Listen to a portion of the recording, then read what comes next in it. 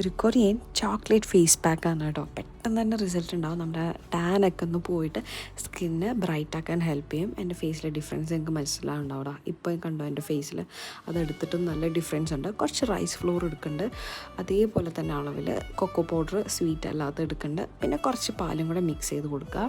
പിന്നെ ഫേസിൽ നമ്മൾ ആദ്യം കുറച്ച് മിൽക്കിൽ ഒരു കോട്ടൺ എന്തെങ്കിലും തുണിയോ അല്ലെങ്കിൽ കോട്ടൺ അങ്ങനെ മുക്കിയിട്ട് അങ്ങനെ മുഖത്ത് ഇങ്ങനെ ഇട്ട് കൊടുക്കുക. പാലങ്ങനെ തന്നെ ഉണങ്ങട്ടെ കേട്ടോ. അതിനുശേഷം ഈ ഫേസ് പാക്ക് ഒന്ന് കംപ്ലീറ്റ് ഫേസിലും നെക്കിലൊക്കെ അപ്ലൈ ചെയ്യുന്നുണ്ട്.